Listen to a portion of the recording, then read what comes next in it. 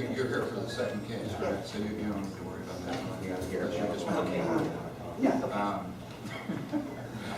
Okay. Let me call to order the Town of Waxahachie Borough Special Magistrate Hearings. Today's Wednesday, June 19, 2013. It's 10 a.m. And we have two cases. I don't believe the folks on the second case and the third case are all here yet. We will start with the first case, which is the Town versus 1930 Need Road LLC, case number 2012-311. Before we get to that, let me swear in whoever's going to be a witness here. You're here on that case, ma'am? Yes, sir. You're here. Why don't you step up to the table here and we'll be able to hear you better. You just take a seat, please. Let me swear in all the witnesses. I assume you're going to testify. Do you swear the testimony you'll give will be the truth, the whole truth, nothing but the truth? Yes, sir. Okay. And I understand before, we're here on a fine lien certification matter on that case, 1930 Need Road LLC, and you are here on behalf of the Hastings, I heard. Yes. What is your name? My name is Brenda Rotaine. I'm Mr. Hastings' sister. Okay. And before we go to, I guess, the merits of fine certification or not, I understand you're here to request a continuance. Yes, I'm just here to represent the court, the reason that they are named. Okay, and what is that reason? They had an emergency hearing. They were notified for an emergency hearing in Delray for a family member. And the hearing is this morning? It is not was scheduled for 9:30 this morning. They wanted me to let you know that they could come here immediately from there, but knew that they would not be able to be here by tonight. Yeah. And you had some paperwork? I just have the notice showing Yeah. that they. Why don't you, if you could show that to me, please? Does the town say that? Yes, sir, I am. Okay. Sure. I'm sorry.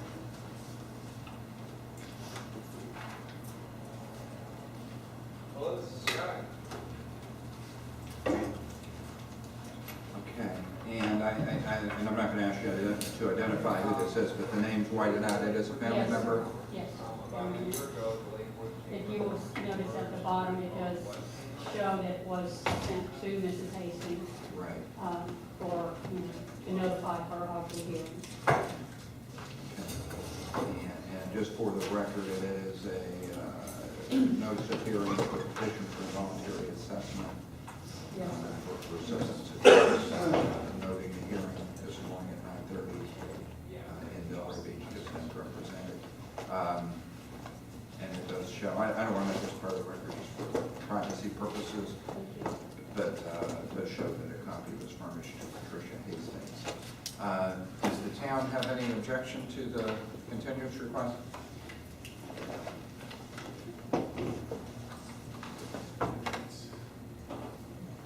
Mr. Magistrate, we have no objection to the continuance request. If I may, just for the record, we have conducted an inspection out there. There's still junk, trash, and debris on the site. So if we may request, we understand that compliance will be obtained, and if we may request that as part of the order for continuance, that within 15 days that they remove all the equipment, junk, trash, and debris from the site.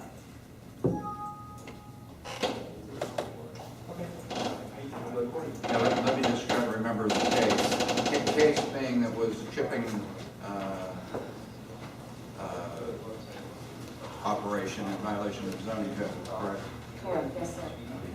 Now does that equipment need to be removed in order to comply? And I'm just saying that in the sense if it's not operated. And we don't really want that temptation there, I don't think, but I mean, if it's not, It's shipping and mulching equipment, so I would assume if the equipment remained on site, that we would have to, there could be some suspicion that the shipping and mulching operation could occur again, so that would be our request, is that it would be removed. okay. When would be the next, is there going to be a July meeting? I'm going to state that more than likely there will be, yes, sir. And it would be July what? 19th.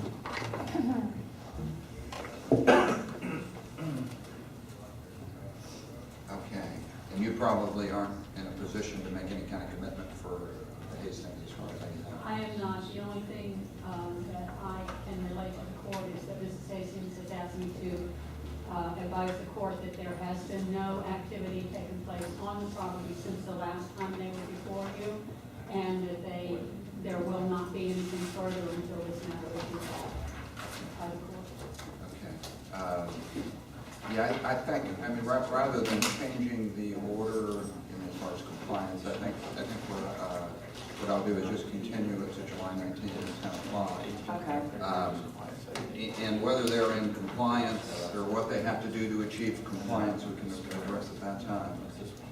If it means they have to remove the equipment, that's one thing. If it means the equipment can remain but they don't operate it, that's another thing, I guess. Okay. And we could address that at that time. And so I will continue it to July 19 at 10.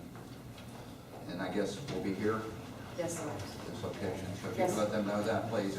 And they will receive an order in the mail. And just do it then. Okay. Let me give you this back. Thank you.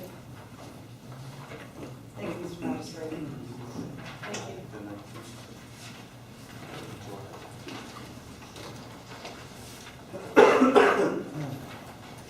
Okay, next case on the agenda is 2012-298, which is the town and McClendon matter. And I understand we're all here now, so why don't we call that case? Mr. Magistrate, can we take maybe 2 minutes to set up? Sure. For the records and files? Thank you, I appreciate it.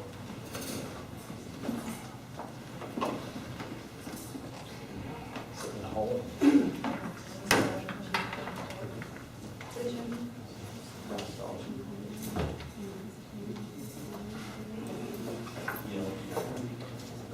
Yes and no. Yeah, hang on. Yeah, you're right. And I'm glad you reminded me.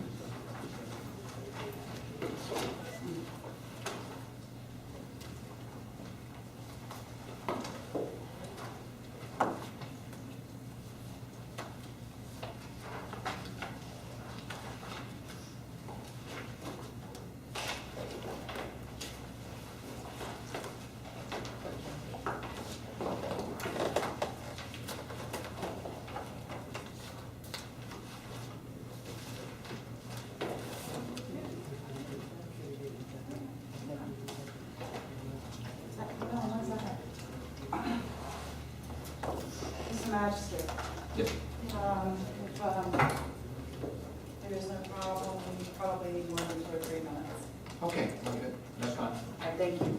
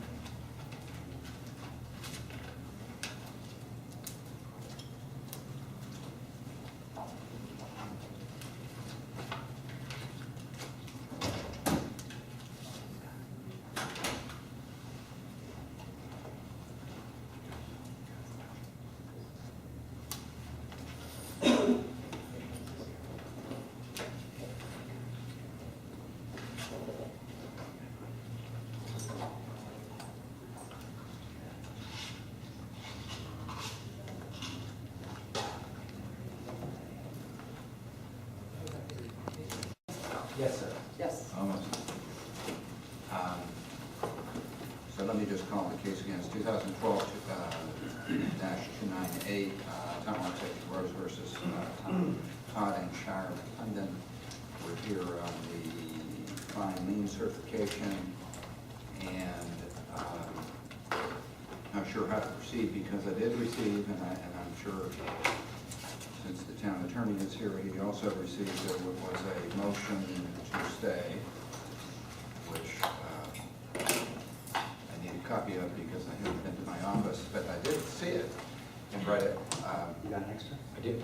Let me get a copy of it, and we'll make that part of the record. I don't know how the attorneys want to proceed with that. Should we address that first, or? Let me just, Mike Sparrow, town attorney, I think maybe we'll put appearances on the Yeah, record why don't we do first, that and then- first? Were you guys sworn in? Well, let's appear that the magistrate conducted here.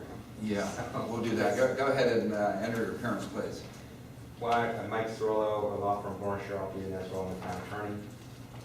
And then we'll go through administrative staff lunch. I'll just announce your names and titles for the record. Beverly Two and Taylor Inc. We represent code enforcement for the town of Montague Groves. Russ Elton, third officer for the town of Wachusett. Braden Garrett, planning technician, town of Wachusett. I can't hear you. Braden Garrett, planning technician, town of Wachusett Groves.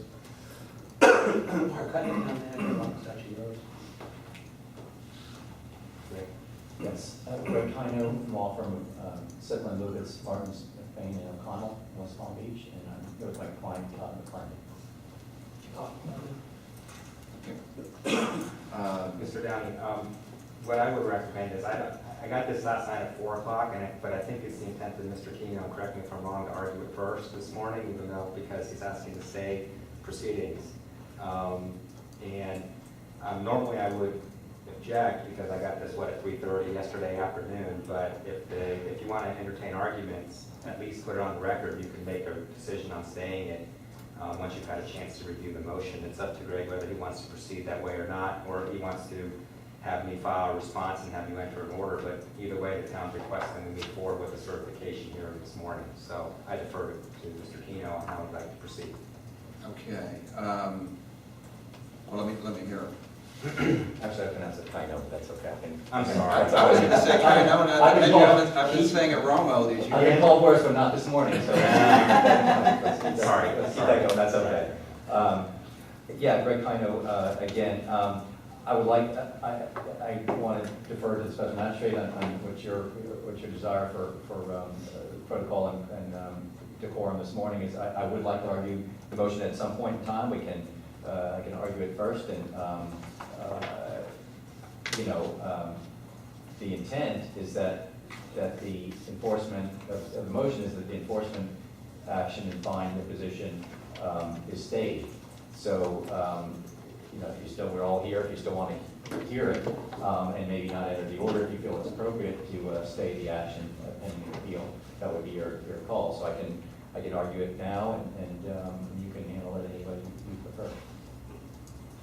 Is there an appeal pending? No, not currently. And what I was concerned is that this body would lose its jurisdiction to hear the stay once the appeal is filed, and I didn't want that to occur.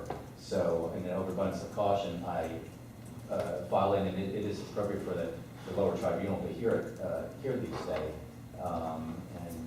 So that's, it could be a stay, if there is appeal filed, then it is stayed. You could rule in that in order, it could be drafted in that way, so that if the appeal is filed, the enforcement action is stayed. But I did not want to lose this panel to have, the special magistrate to have jurisdiction to hear it, and have to have it relinquished from the circuit court back to you.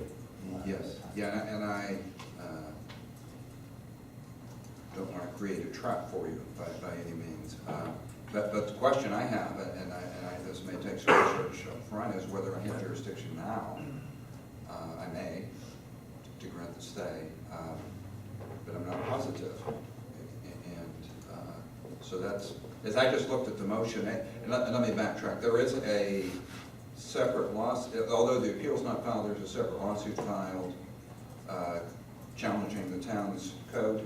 Is that a fair statement? Or that's not a fair statement? No, it's not. That's not a fair statement? No.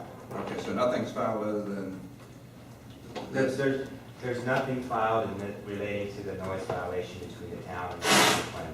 Nothing relating to the noise code between the town and Mr. McLean. what I don't, what I don't want to have happen is that we file appeal, lose this, Your Honor, lose jurisdiction to rule on that motion, or that you have to rule within, prior to us filing. It is a trap, and I don't want to be caught in that trap. Yeah, and I don't want to put you in that spot. So that's why I think you could rule that if an appeal is filed, that the enforcement action would be stayed pending the resolution of that appeal. I can tell you we fully intend on appealing,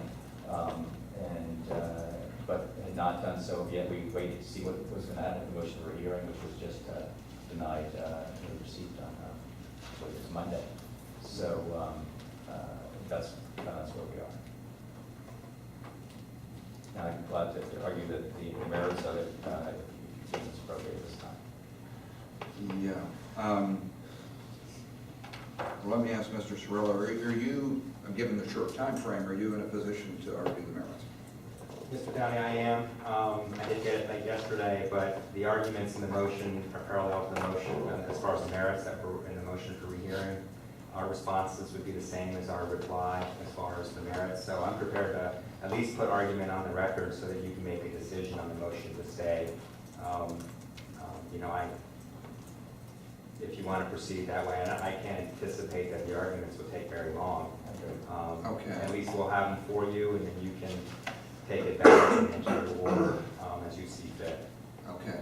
Do you think there's an issue of whether I have jurisdiction currently? I hadn't researched the jurisdictional issue. I think there's jurisdictional issues as far as their ability to appeal your April 4th order, but that'll have to be resolved in circuit court if they proceed with an appeal. The rules of appellate procedure, whether they apply to these proceedings or not, it's neither here nor there, but I do think that the circuit court, if he was going to make a request to stay at circuit court, that if it were from circuit court to PCA, they'd expect that the lower court would get the first bite of the apple. Right. So I think that you should at least get the first bite of the apple, and then if you weren't able to do it, or there's some issue with your order, that'll be an issue that would be considered on the appeal with the main appeal. So to go right with it. Okay. So, I'm not prepared to say don't rule this morning. I just don't want to admit that the record, that the appellate rules apply necessarily, because that part I haven't done research on. Okay. Why don't we proceed then with the hearing and see where it leads us? Do you want me to just address this, the motion? Yeah, I think so. Yeah, I think that's what we do. Okay, that's fine. And we'll let the town respond, Okay. and then we, whether we want to file memos. That's fine. Okay.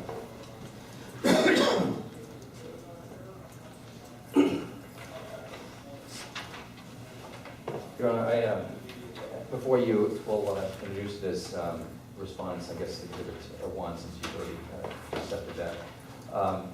We are petitioning, Your Honor, for a stay of the enforcement proceedings pending an appeal of your prior orders in this matter. We are relying on Florida Rules of Appellate Procedure 9.190. Flip the page to subsection it's B, let's see here. I'm sorry, E3.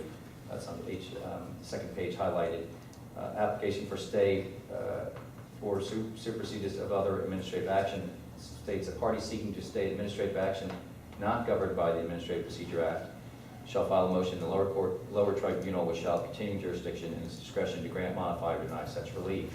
I also included reference, just an overabundance of caution, to Rule 9.3A, which is really the appellate rule, which the circuit court would entertain. But just in overabundance of caution, I include those. But I believe that it's Rule 9.190 E3 that does apply, and it says that you do have discretion to stay the enforcement procedures. Our position has been outlined in a motion for rehearing, and I've included that as part of this motion because I don't want to have to go through all that this morning. Again, you've seen those arguments before as far as the merits of the underlying case and the defense of that. I'd like to also add that there's some factors that you should consider in our request. This is a situation where Mr. McClendon finds himself either subject to fines and a lien against his property pending the appeal. It is a source of livelihood for Mr. McClendon and his family, so he's faced with potentially either shutting down his business and source of livelihood for his family, or appealing the matter unless a stay is entered. Additionally, complaining neighbors, and there is only one of all the surrounding neighbors of Mr. McClendon, has filed his own private nuisance action, and that's been pending since 2010. The complainants have every right to seek a temporary injunction if there is a basis for a nuisance action that the court could find and feels confident it would rule in their favor. So therefore, there is relief for the complainant in the event that you enter a stay if it is rises to the level of a nuisance that the court could intervene.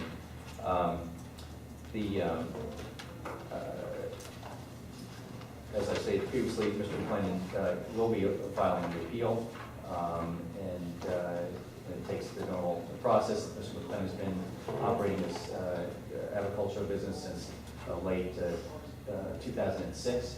This is not something that has apparently risen to a level of inability to the neighbors to live on the properties. It's been going on for that long. The nuisance action wasn't brought until 4 years later, and so that should give you some kind of scope of the magnitude here.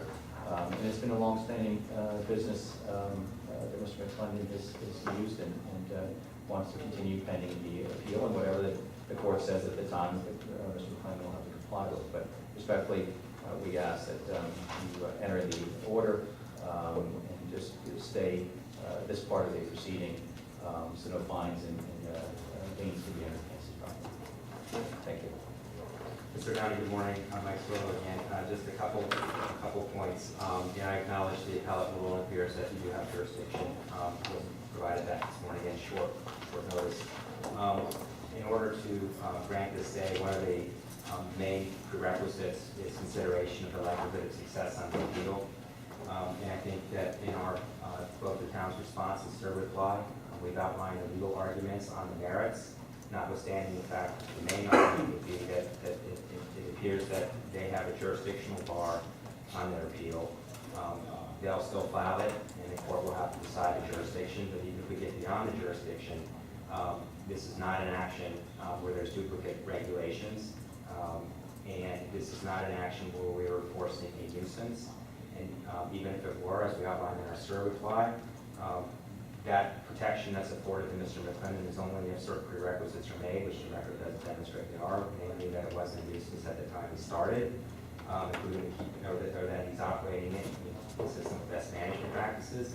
A lot of people read the Right to Farm Act and stop before they get to the if, which starts the prerequisites for the protection of that. So I think they've got substantial hurdles that would prevent them from being successful on an appeal. And I would just incorporate the arguments in the rehearing and the SIR reply onto that, as well as the jurisdictional. As far as the existence of a private lawsuit, that's irrelevant. The town is seeking to enforce its own code under its police powers, under its authority to do code enforcement. So the fact there may be a private remedy between a complainant is irrelevant to whether the town is appropriately enforcing its code and whether this special magistrate order is it should be upheld. And as far as prejudice, we've not seen any indication. The town is not seeking to close down Mr. McClendon, but he needs to operate his business in a manner that's consistent with the regulations that apply to his property. So as I said, it's impossible to do. Hasn't said anything like that. We're not seeking to shut him down. We're just seeking to enforce our code. And, we have the police powers of the town to enforce it, whether there's one complainant or 100 complainants. The code is the code. And violations of the code is a harm to the public and a direct harm to the complainant. And so I would say that they haven't met their burden to get a stay. And I just also want to clarify that they filed a motion to stay yesterday. Your date of compliance was May 10th. The stay is forward-looking. All he's asking you to do is to not allow the fine to accrue while there's an appeal. But it hasn't. The stay isn't retroactive. So even if you enter a stay, we're still at today if you find, if there is a violation, which you have to yet to appear. So it needs to be clear if you're going to grant the stay, the scope of that stay, and whether there's any reasonable conditions on it, which really I can only say except for the fact that if you were to grant the stay, I would want Mr. Kino to expedite the appeal so that we can get an answer in short order. But I don't think that he's met the burden and the standards to get a stay. Okay, those standards being the likelihood of success? That's one of the main standards on a stay, a request for a stay. Your Honor, I wasn't really going to get into the merits of it, just briefly, as Mr. Cirillo did. The Right to Farm Act, there are two sections that give Mr. McClendon protections. One is 823.14. Repeat that number again? 823.14, paren 4, close paren, and the other one is paren 6, close paren. And it seems to be that the town and Mr. Cirillo and you, Your Honor, focused on subparagraph 6 that requires best management practices to be implemented. That is not the section that we were proceeding under, Mr. McClendon did. He is proceeding under 823.144. And that section does not require best management practices to be implemented. It requires him to conform to generally accepted agricultural management practices, which he does.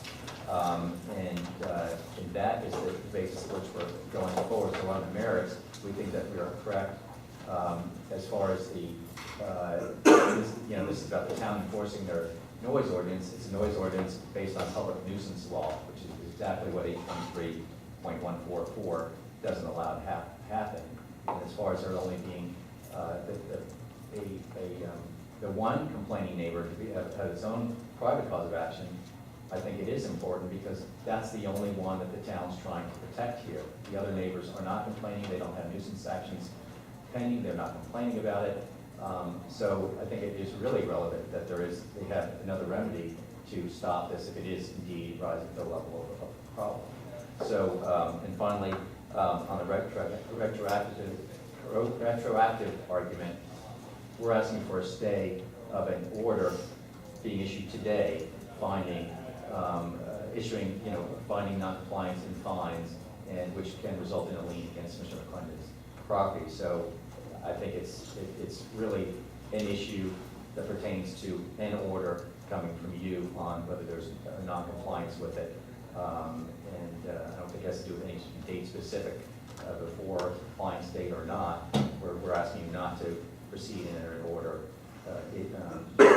establishing fines during the appeal. And certainly we want to get this thing over sooner than later. Mr. McClendon's not in the business of litigation, and it's not what he does, but he's going to protect his rights because he believes that he has in the right farm. Response? No. No, we'll put that in the record. That's the court reporter can't pick up the head shake. Only if there's a rat on.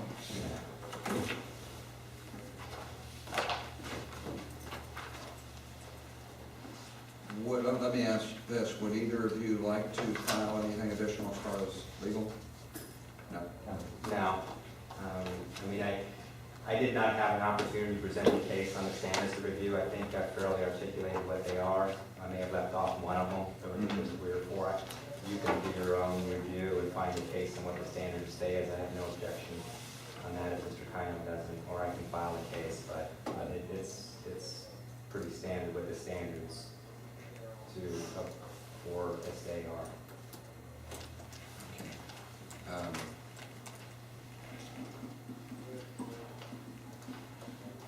And perhaps what we can do, and without putting words, is go ahead and have a hearing on the certification. Then you can go back and you can enter the orders. Of course, if you enter the stay, you would not enter an order on the record that was developed for certification. And that We're way all here. We're all here. Let's go ahead and have the hearing on certification. And if you deny the stay, you can enter the order on certification. If you grant stay, you would withhold that order until such time as the stay is lifted by the court or the appeals. Okay, yeah, why don't we do that? Before we leave the stay issue, let me ask Mr. Kino, ask both of you. Are you protected time-wise now? Since you've made your argument and the motion's filed. You know, I don't want to, I mean, if I enter an order, I intend to enter an order quickly. So I'm not going to, drag it out so that you've filed your appeal and then don't have jurisdiction anymore, that kind of thing. So I don't want to do that, but is there a window here where I need to rule, or is there If you could, Your Honor, rule in the next 10 days? Well, that should be fine. That's certainly no problem for 7 days. I just didn't want Yeah, to that's create, fine. I didn't want to create another I issue understand. to where Okay, you appeal and then Sure. we have another problem. And okay. Okay. Why don't we move ahead with the certification then, aspect of the hearing?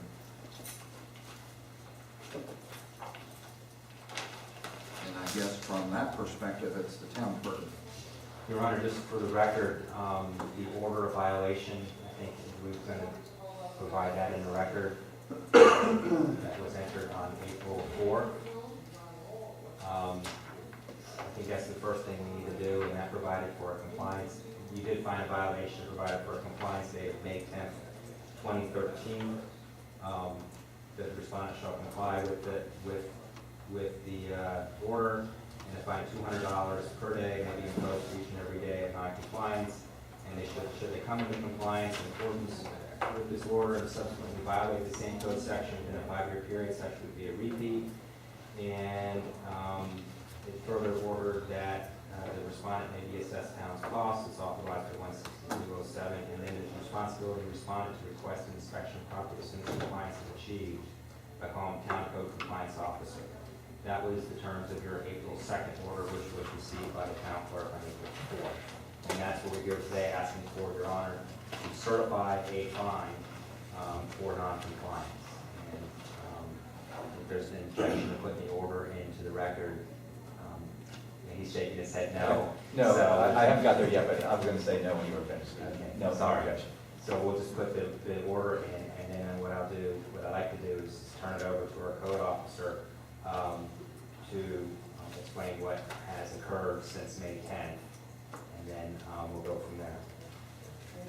Thank you, Mr. Cirillo. Thank you, Mr. Magistrate. I have provided you with exhibit number 1, notice of hearing, reconsideration of the hearing, and fine certification for a property located at 3481 D Road, Los Angeles, Gross, Florida, 33470, parcel control number 41-41-43-17. Could you? I need a court reporter. Oh, okay, You yes. have to go slow. Yes, sir, I have provided you with exhibit number 1. Just the 41s. Okay.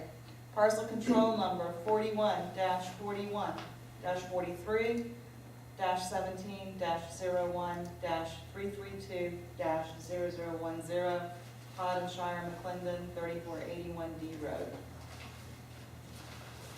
I'm not going to go through, Mr. Cirillo has explained the order of violation, but you will find in exhibit number 1, we have complied fully with state statute for notice.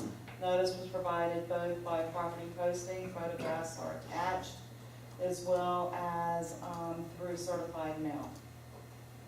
Would you like a copy of this? Here.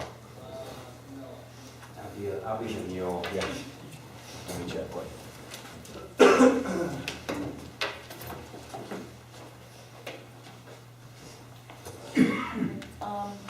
Moving forward, since that time, and first of all, Mr. Magistrate, I would like to go back to the corrective action that was required in the notice of violation, which was issued on January 30th, 2013. It was for a violation for birds on property that excessively screech, chirp, crow, and make loud noises.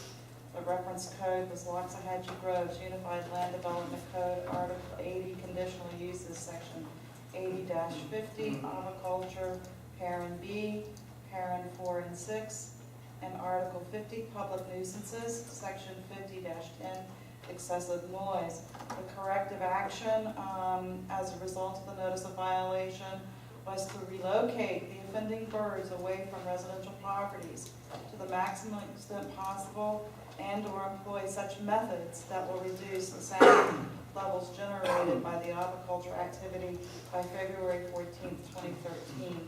And that was the corrective action. Since that time,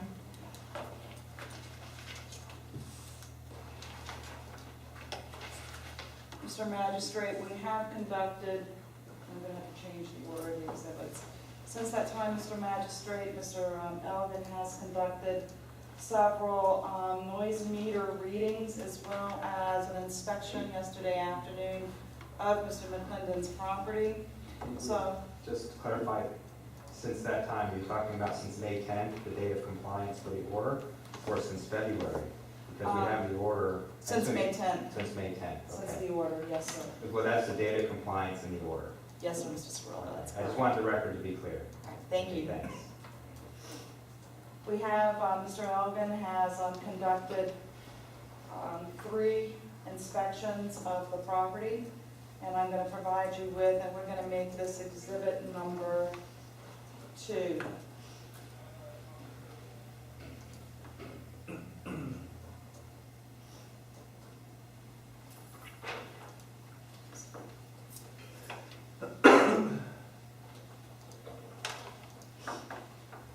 And pass that on. Sorry, I know, I'm sorry. I will ask Mr. Elgin a couple of questions. Mr. Elgin, can you tell the magistrate on what dates, since May 10th, you have provided noise studies on the property, where you provided that study from, how the study was provided, and what the noise readings indicated? Russ Elgin, Town of Pawtucket Rose. The town was requested to do a inspection for 3481 D Road by Mr. McClendon on Friday, and I went out on, Let me just stop you. Mr. McClendon asked for it I have an email from him. from him Okay. addressed to the town requesting to schedule an inspection What on, what was the date of the email? the date for the email was June 14th, and requesting an inspection of the property, and he requested June 19th at 9 o'clock in the morning. On Monday, I went out and took noise readings, and met with Mr. Lefkowitz, and I recorded the results in the sound meter survey form. It's, Before I get to that, is there any objection to this exhibit 2? I haven't had a chance to review it, so. Why don't you take a minute to look at it? I haven't looked at it in case there is an objection.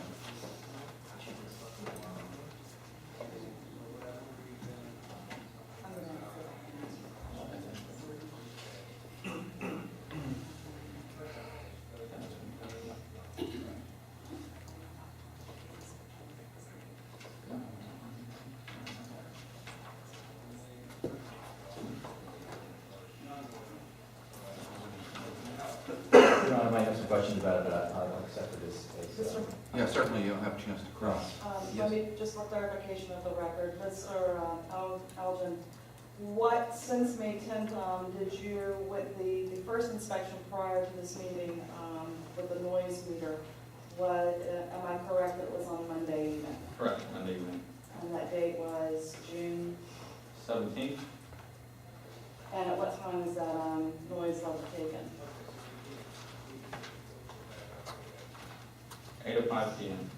And can you explain to the magistrate where the noise level reading was taken from? It is taken from the 50-foot setback west of the property line adjoining Mr. McClendon's property. And I found that the readings did indicate a noise violation at that time. What was the, Did or did not? Did not. can you explain to the magistrate what the noise level reading, what is the code requirement for the town of Waxahachie Groves in terms of excessive noise? 55 and over And can you tell the magistrate what your noise reading found? was What was the dB? 51. When was the next inspection which you conducted on the site? Was it not on Tuesday? I went on Tuesday, What is that date? that was in June 18th. Can you tell the magistrate what time that inspection was conducted? Your Honor, if I may, just briefly, I've got sound survey meter forms, I only have 2, are there supposed to be a third one? Just the two. Yeah, I was gonna say, I don't have the I don't have 18th. the There's not a report on the 18th? I went and did a quick noise survey, Okay. and it was absolutely no bird noise, it was just ambient background noise. Okay, so no noise on the 18th. Correct. And on the 18th, did you not at that time conduct an inspection on site of Mr. McClendon's property? I did, I met with Mr. McClendon, who gave me a tour of the property and indicated some 20 cages that had been vacated. Apparently there's generally 2 birds per cage. He indicated that they were macaws and cockatoos. According to Mr. McClendon, the macaws are the louder of the 2 birds, and he got rid of about 10 of them approximately, and he got rid of approximately 30 cockatoos. And these birds, the vacated cages that he showed, were really close to the measurement area that I took my readings from. So as close to the property line where the measurement was taken is where these birds were apparently removed from. Were you were standing on the Lefkowitz property when you did the measurements? Correct. Okay. Mr. Elgin, had the cages been moved any further from the property? I spoke to Mr. McClendon regarding that. I got the impression that there's no cage changes. The only thing that he'd done to remedy the situation was to remove some of the offending birds. Did Mr. McClendon indicate to you as to whether or not the fact that the cages were empty at the time was only a temporary situation as a result of the sale of the birds, or at some point in the future, because those cages were still in the same location, that there could be birds in those cages, again, at some point in the future? We did not discuss that. So it was not discussed as a matter of mitigation that those birds will be both temporarily and forevermore removed? Correct. Thank you. When you were on the site, did you observe any other types of noise mitigation measures, such as noise barriers, construction of a noise wall, that would in the future prohibit noise penetration from the area in which the birds were located back off of Mr. McClendon's property onto adjacent properties? I did not observe such. Thank you.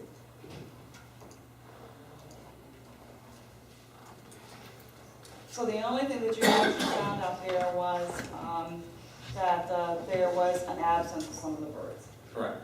Did Mr. McClendon indicate to you if they had conducted their own noise, his own noise study, to be able to demonstrate to you or to the town that noise had actually in fact been mitigated as a result of the decrease in the number of birds? He had not. Thank you. Mr. Elgin, did you do a subsequent noise study as no later than this morning? I did. And today's date is, June 19th. what time did you do that noise study? Or that noise reading, I'm sorry, it's not a noise study for the record, it's a noise reading. 8:02 this morning. And what were the results of that noise reading? The readings were right out 55. So they did not actually exceed the bill on the cusp. Correct. Thank you.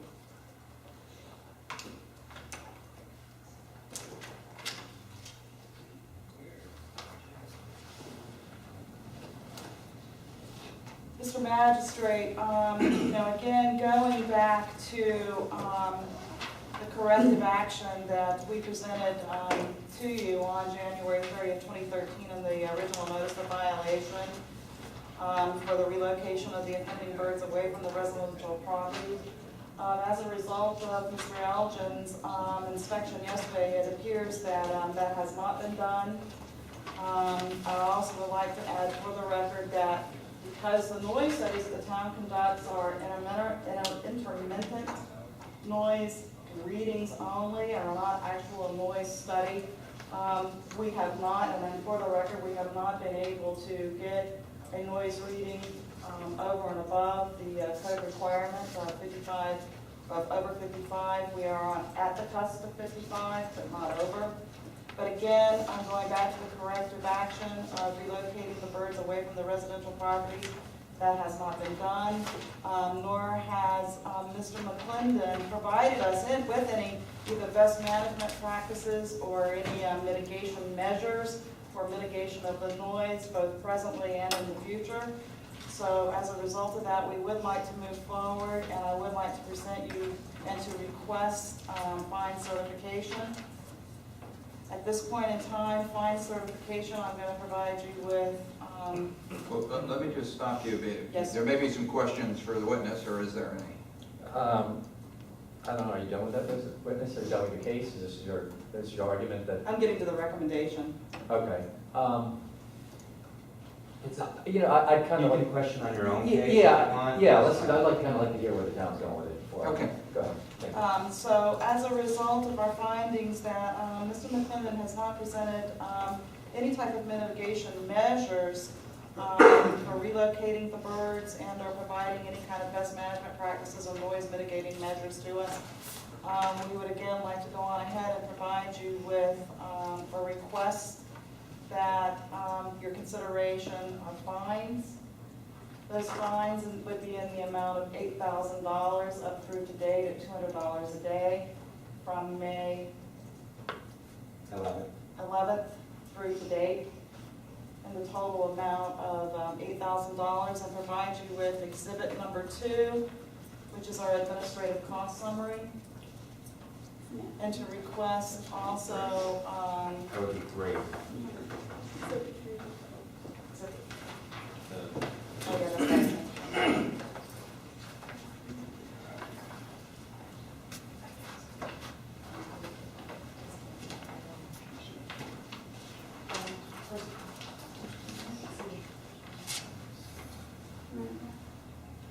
The administrative cost and the amount is presented in exhibit Okay. number 3, approximately $2,700.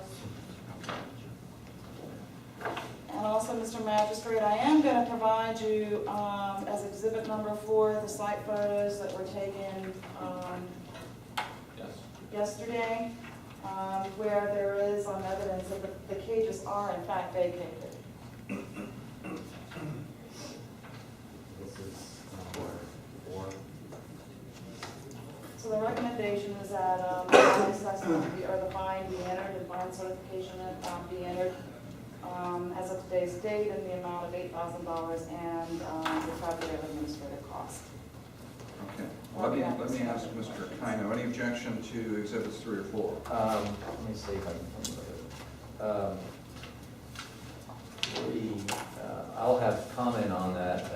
Certainly, I mean, it seems like an official public record. I certainly have an objection to the amount and the process of calculating that, but it seems like it's an official town document, so I'm not going to object to its validity. The site photos, I'm just looking at them now.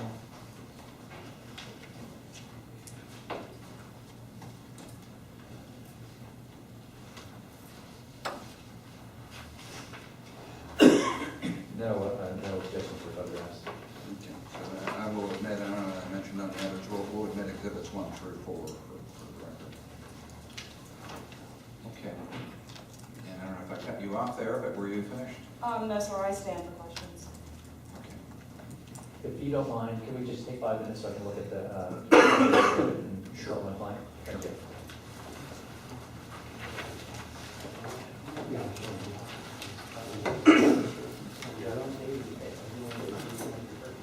No matter where I am. Okay. So that's fine. No, well, it's just after this stuff.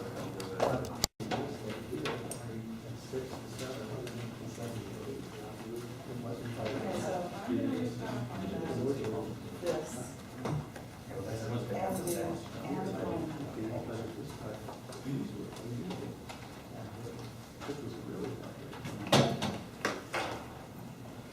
And mine. Do you want to comment before It's their case. I need the,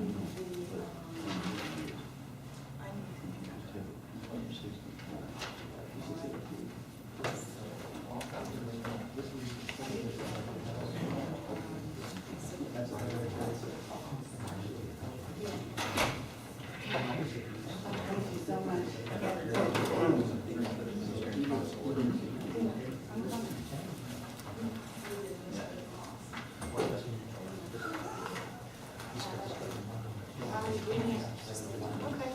Have it already done.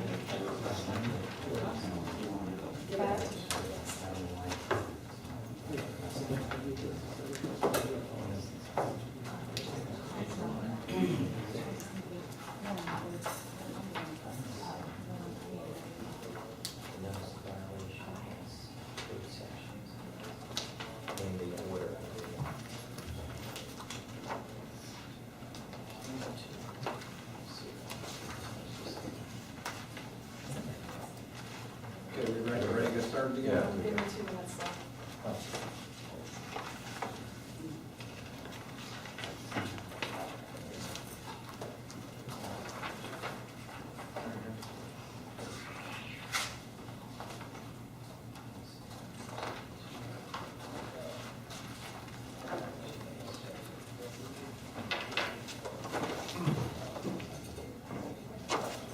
Yes, sir, I'm going to reconvene, and I would like to clarify the motion. Recommendation. Okay.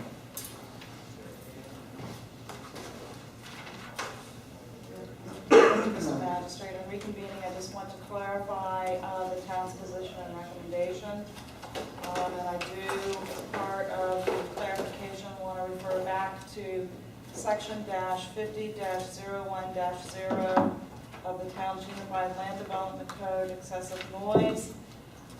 Parent A, the following are prohibited in the town, and that such activities create excessive noise.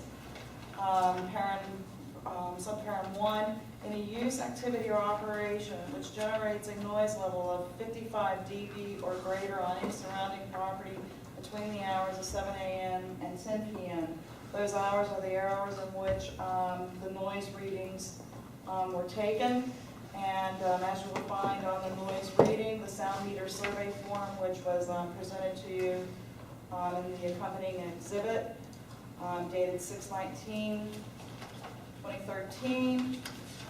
A noise reading performed by Mr. Russ Elgin that the adjusted source dB level was in fact 55, and therefore in violation of the town's land development code. As a result, to clarify the recommendation, town recommends that you consider fine certification in the amount of $8,000, as well as recovery of the administrative costs which have been submitted for your review. And with that, I'm going to turn it over to Mr. Cirillo. I believe he I made. think they've got to present their case or their question to you all, and then I think the attorneys will make arguments. Okay, then I stand for questions. Yes, thank you.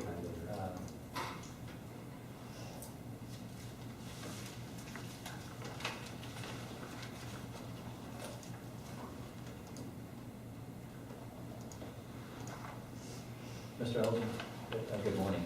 I just wanted to clarify, because there seem to be some discrepancies in the dates in some of these records. I think it's the town's exhibit 2, I believe. Just to clarify, on June 17th, you went out at 8:05 p.m., I understand, and took your measurements, and it did not exceed the noise level? That's correct. Okay. I see a form dated, at the top it says June 17th as well. It says site visit, met with Mr. Lefkowitz, sound measurement taken. You see that what I'm talking about? It's the first page right here. Correct. You see the date 6/17 on that? I do. Okay. Is that 6/17? Is that the correct date for that? Of that? Well, where we're referring to Mr. McClendon, that was 6/18. You'll see the date. Oh, I see. So this is not a survey form, but this is your activity level. Just a field note. I see. So it covers more than one date. Correct. Okay, I understand now. Thank you for clarifying that. So on June 18th, you met with Mr. McClendon as well, or met with him on the 18th, and there was no noise levels that were appreciable. As a matter of fact, did you not even want to take a reading? You told Mr. McClendon that there was no need to take one because there was no noise? Correct. Did Mr. McClendon insist that you take one anyway? He asked, and I did take it, yes. Okay. And is that noise level recorded anywhere? It is. And what is It's that? just on the field note, it's 46 dB. Okay. There's no violation, there's no, did not stand out Okay. at all. Did, when Mr. McClendon sent you that email, did he not request that you meet this morning on the date of this hearing? He did, And did you tell him that you were not able to meet him? correct, And why would you tell him you were unable to meet him? because I got my supervisor, Ms. Two, who advised that I had to be present for a meeting at 9 o'clock this morning. So I would not be able to make the 9 o'clock meeting. But you did indeed go out anyway this morning, correct? According to your Earlier. notes. Correct, Earlier than, earlier than 9 o'clock, correct. did Mr. McClendon say that he couldn't meet you at 8 o'clock in the morning? We did not discuss that.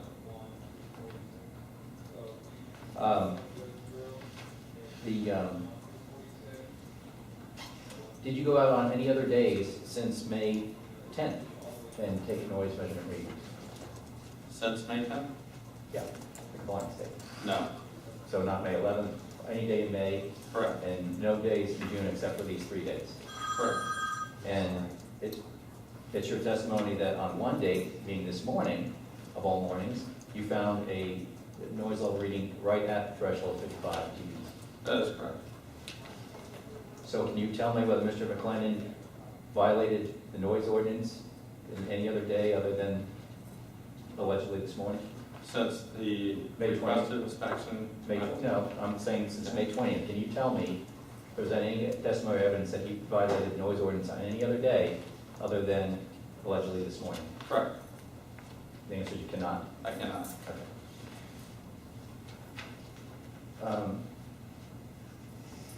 Mr. Elgin, can you tell me your training in using a particular noise meter? I've had training from the manufacturer, who has a representative that has come out and taught a class. That has done a certification class. How long ago was that? Approximately 8 months ago. About 8 months ago. Do you have a certification training letter with you, or? I do not. Remember that? Is is continuing training required for that? It is not. Prior to utilizing this, this particular meter, have you ever used any other noise operating equipment? I have.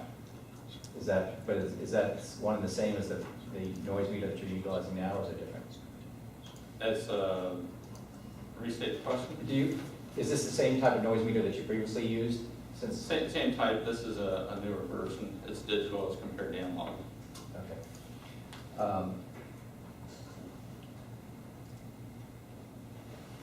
And how long did you stay on the property this morning?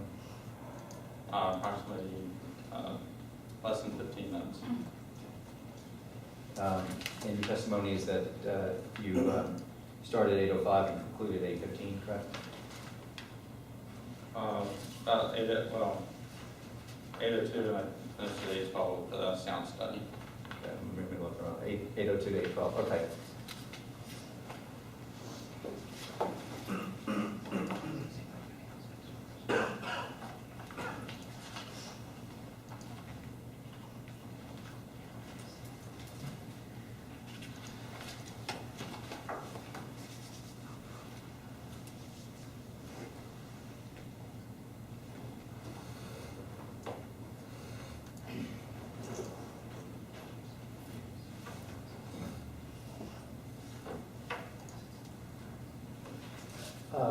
Mr. Elgin, are you familiar with section 50-010? A of the town's code? Correct, yes.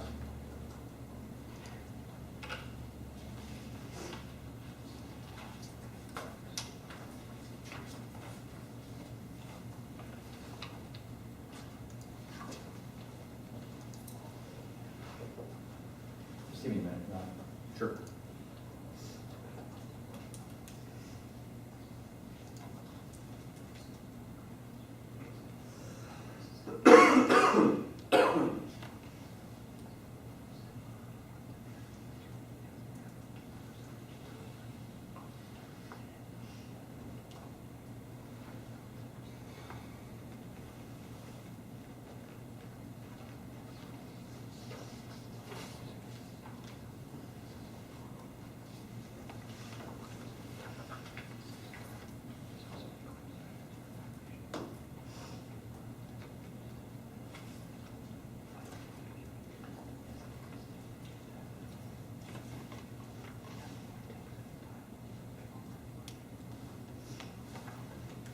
Mr. Elgin, could you explain to me what section 50-010A3 means?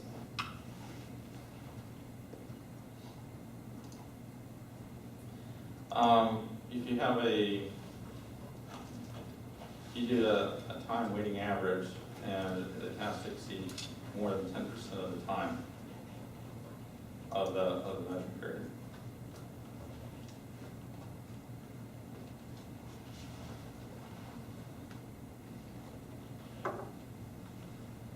But for that section, you have to exceed the foregoing limit of 55, correct? It says, any use, activity, or operation that creates a sound level in excess of foregoing limits. Do you not have to exceed the level of 55?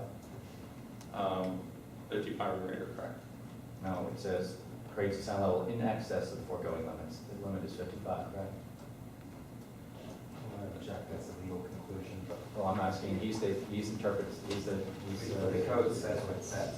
He doesn't have to reinterpret the code. The code No, says like the magistrate can interpret the code. Well, go ahead and answer if I you can go ahead can. and ask you a question. Does it not say that it has to be in excess of the foregoing limit? It says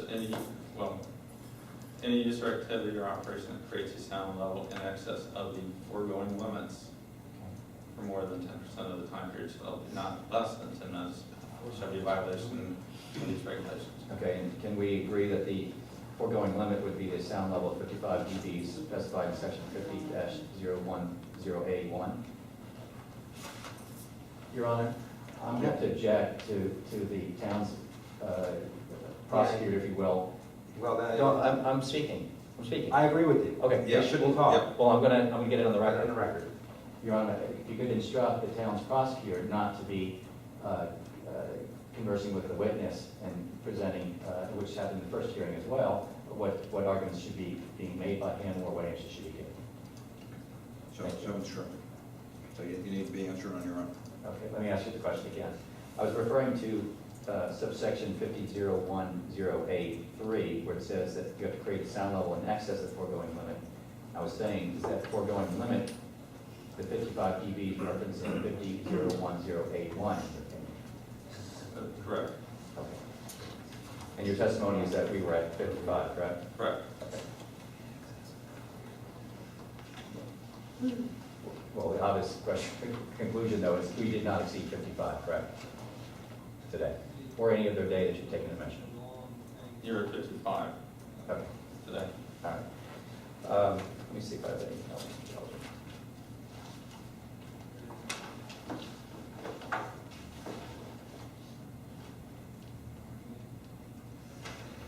I don't really have any more questions for Mr. Elgin, but I do have some more clients and procedure matters. Okay, so Mr. McClendon is going to testify? He is. Let me swear him in, I think he's here. Do you swear testimony you'll give to be the truth, the whole truth, nothing but the truth? Yes. I mean, are we going to have an opportunity to make an argument, I assume at the end, because I had objected to the line of questioning about what the code says, and I wanted to make sure I don't need to question Mr. Elgin on it, but I do think that we need to have on the record some legal argument of what it says. Sure, so there'll be time. But I have no questions for Mr. Elgin. Your Honor, before I ask Mr. McClendon some questions, I did have I think a jurisdictional issue that I wanted to raise in my case in chief.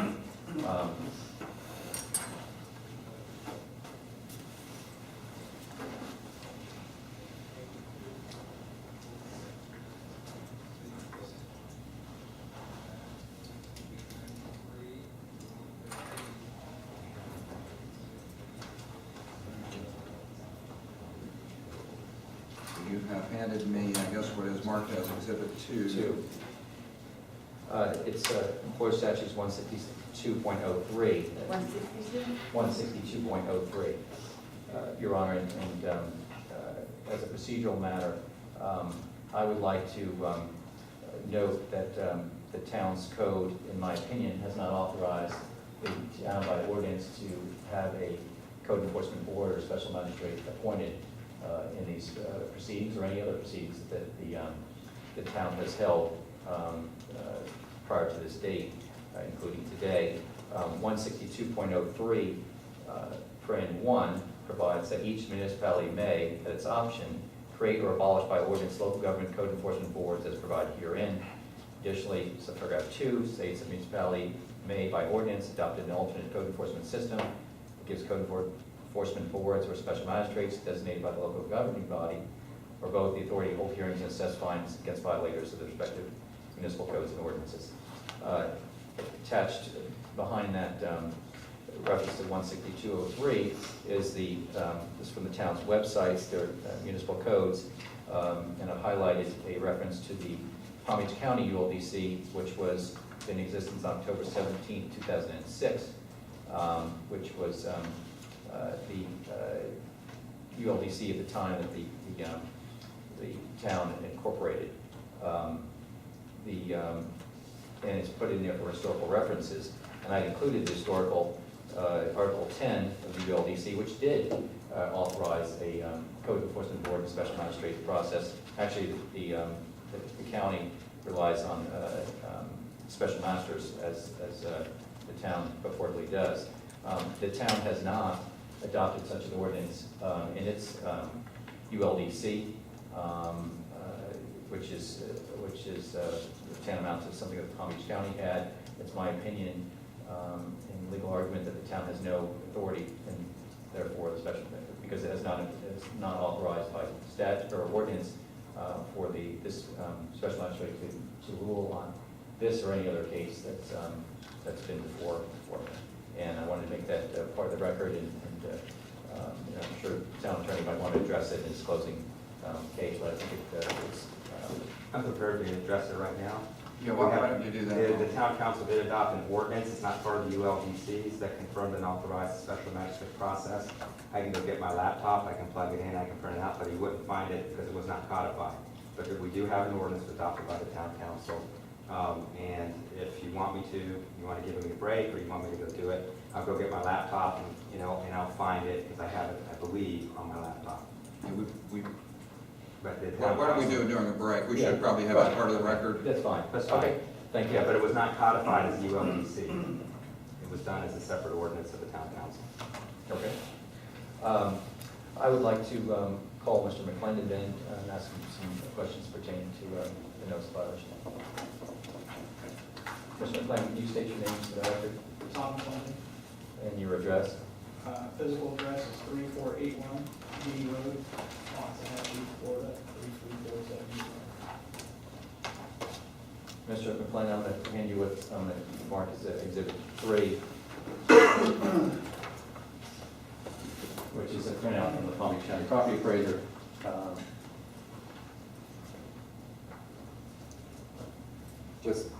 With some arrows attached to it. Can you identify that as your property?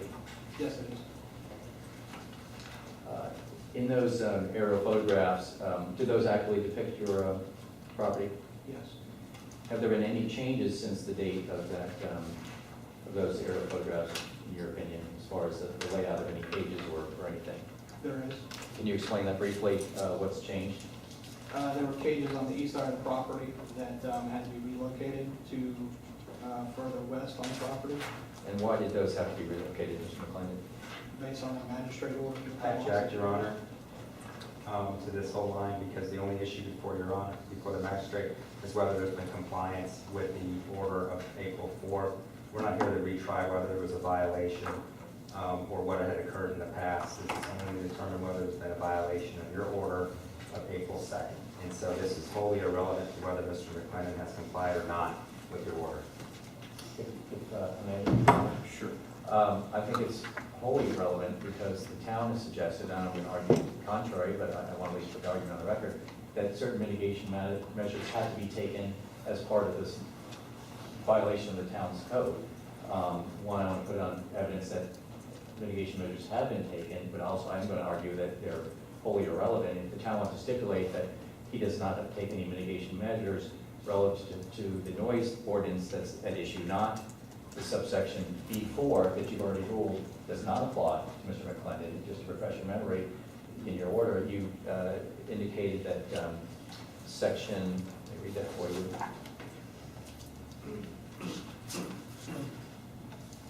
I believe it's in your, let's see here.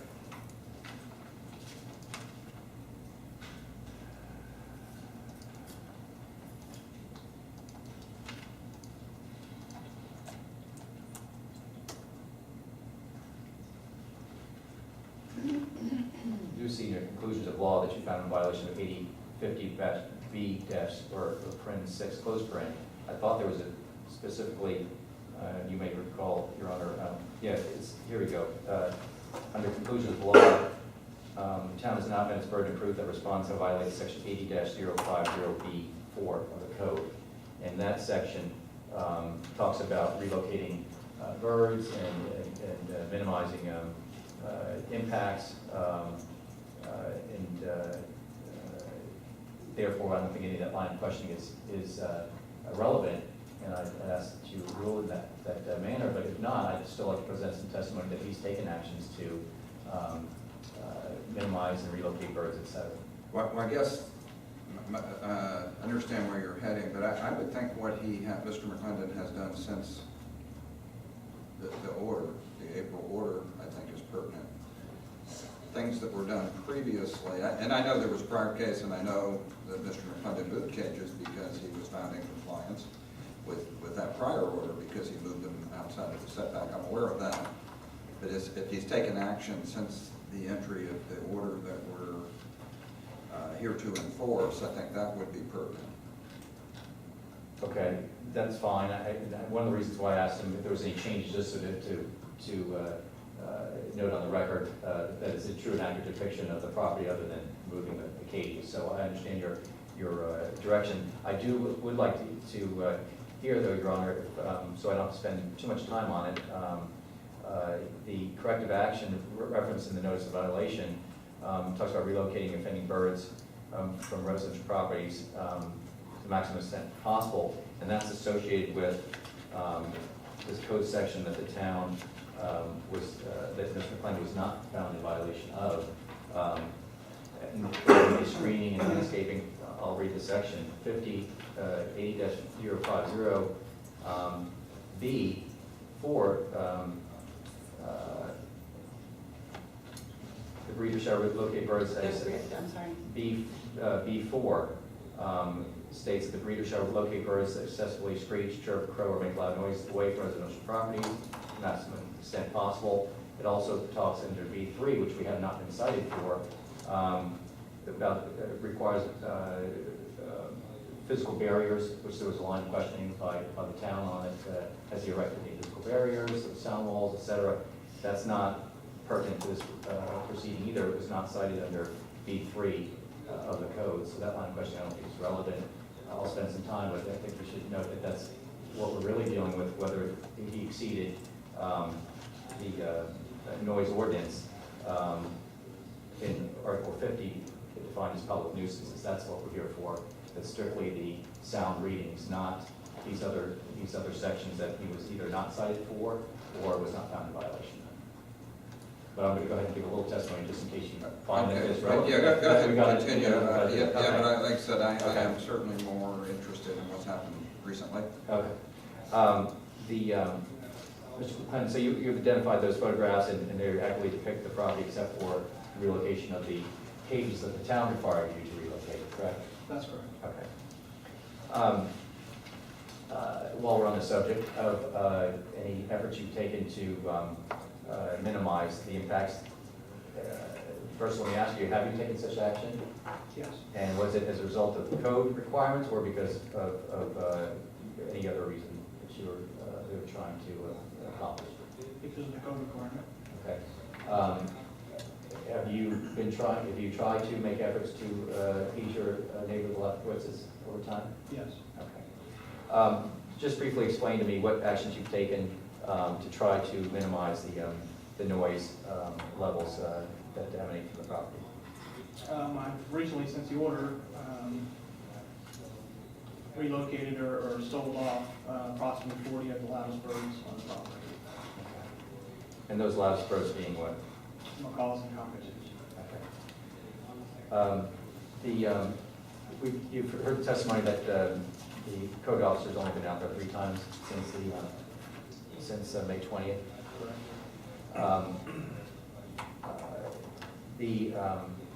Are there situations where the birds are abnormally quiet or even not making any noise? Any conditions that can cause them to be startled as well?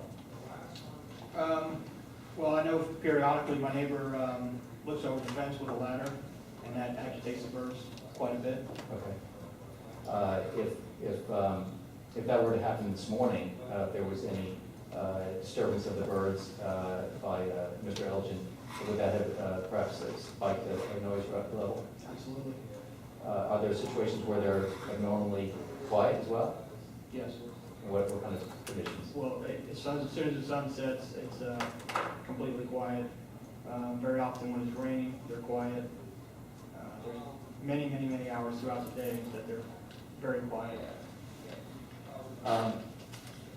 In addition to your position that, or to the evidence, I should say, that it shows that you're not exceeding those noise levels imposed by the town, is there any other reason that you feel like you're not out of compliance with the town's code?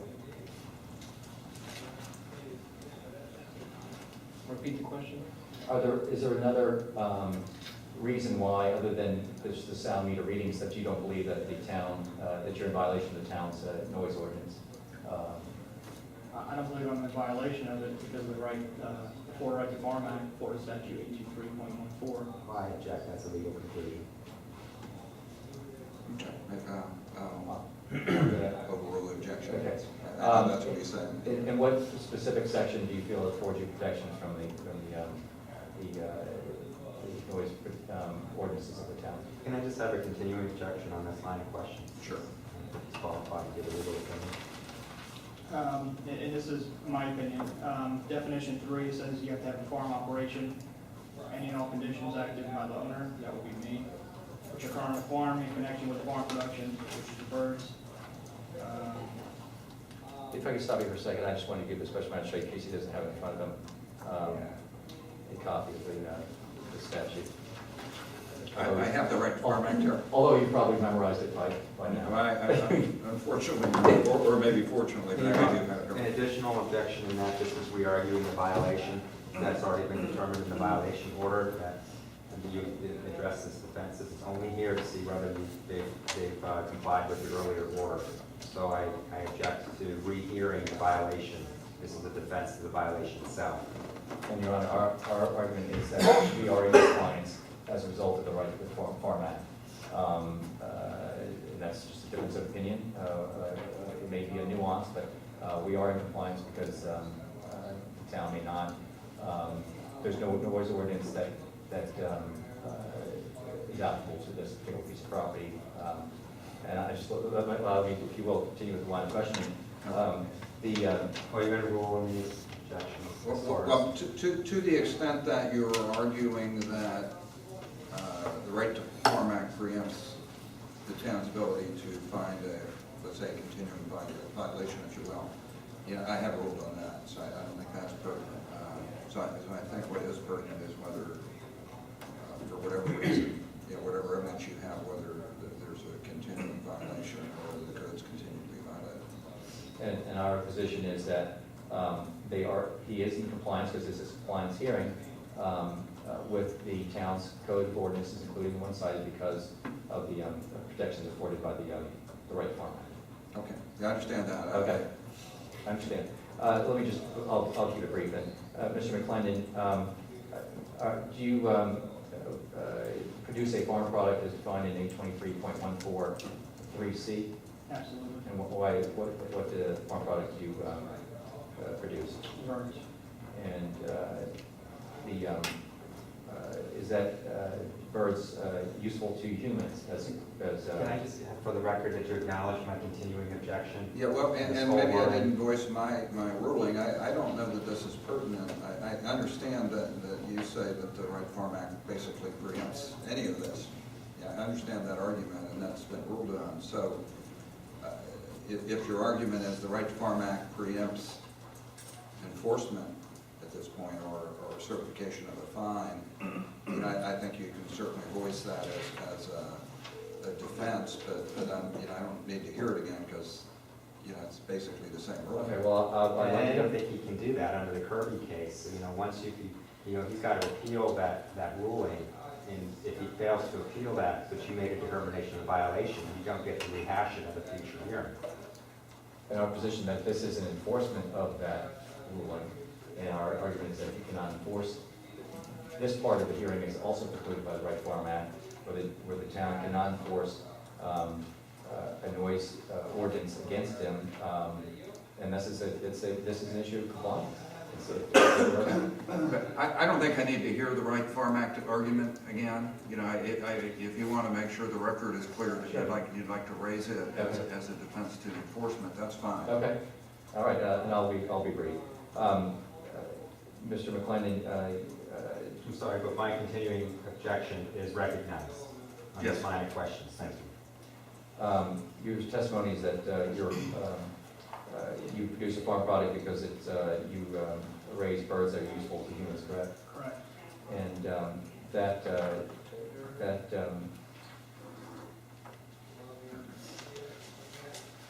that determination that you have a farm product, has that been recognized by the Florida Department of Agriculture Yes, absolutely.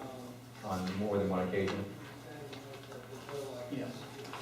I'd like to introduce exhibit 4 in the record.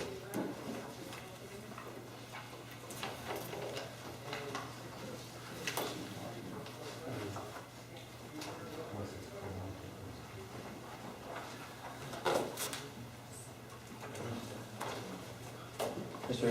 McClendon, can you briefly explain to me what the... Review it. Oh, I'm sorry, I think you've seen these, but go ahead. See, I think one of them is to you. Or someone can see that.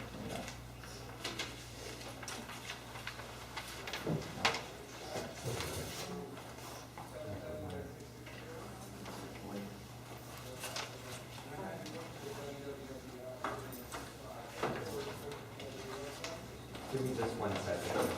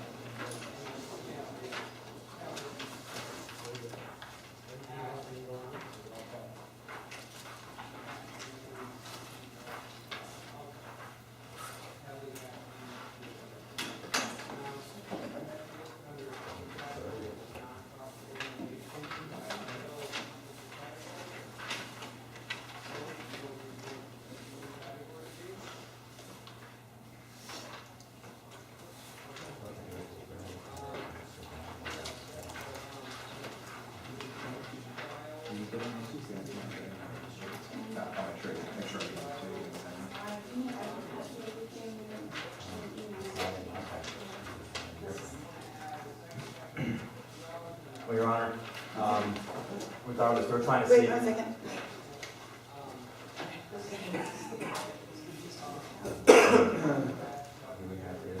Your Honor, the letter attached, first of all, I object because this is going again to the merits, and I think what they're trying to do is bootstrap the legal arguments in this case because they know or they can tell that they may not prevail in the appeal. There may be some issues with that. They're trying to bootstrap it in. The April 30th letter to Andrew Bauman was put into the record at the violation stage. It was responding to exhibit number 5 at the violation stage. So I would object to it coming in again, as well as the April 21st, 2010, which was exhibit 4 at the violation. So all they're doing is rehashing the violation hearing by resubmitting evidence today that has nothing to do with whether your order's been complied with. This was already in the record when you considered the violation. They're trying to re-argue the violation, and they can't do that. And so I object to this coming in, particularly since it was in the record when you made your determination of violation. And If I may, if you're done? I'm done. Yeah. Your Honor, whether it was prior to exhibit in another hearing, there's no relevance in bearing on today's proceeding. there's no law that says you can't introduce an exhibit in another hearing, so I don't understand the objection other than the town doesn't want it to be recognized as a valid position of the Department of Agriculture. So I see no merit to the argument as well. There are two different letters from the Organization of Professional Aviculturists and another letter from the Department of Agriculture that does deem agriculture a agriculture use for the protection of the Right to Farm Act. And as far as Mr. Schrillo's continuing objection, the town's noise ordinance is under its public nuisance section. That's the merit of this enforcement proceeding today. These noise levels are what the town deems to be a public nuisance, and that's what the Florida Right to Farm Act prevents the town from enforcing against them. This is an enforcement proceeding, and for compliance with the town's noise ordinance, that's entitled, public nuisance. So it's wholly relevant, entirely relevant. We're not talking about some other obscure section of the town's code about a setback or something. This is the noise ordinance, and if I could, my line of questioning, the Florida Right to Farm Act particularly addresses the generation of noise. That's what we're here on. We're not here for mitigating measures and moving things around. We're here whether if we violate the town's noise ordinance, strictly. There's no violation if we didn't do a good enough job, in the town's opinion, to move things where they think that might be better. That's not what we're here for. We're here for only one section of the code, and it's a noise ordinance that's under the public nuisance section of the town's code. That's all we're here for. And that's not accurate. You've already dealt with the enforcement hearing. We're here to see whether your order has been complied with. You've already found a violation of the code. What's relevant is whether your order has been complied with. Your order that said, yes, you're in violation, you have till May 10th to come into compliance. That ship has sailed on whether we're enforcing our code and if it's a nuisance in the Right to Farm Act. We are here solely on your order for you to make a determination of whether there's been compliance with your order, and if not, what the fine should be. So this is wholly irrelevant to determination of whether your order has been complied with or whether it remains in violation. This information is totally irrelevant to whether your order has been complied with. I don't understand how I can be more clear on that. And this hearing's going off track because they are trying to rehash and re-argue the arguments that maybe they weren't satisfied with the level of argument they made at the violation hearing. They're stuck with it. They can appeal it if they want to, but they don't get an opportunity to rehash the violation when the issue before you is, have you complied with my order, and if not, what the sanctions should be. And I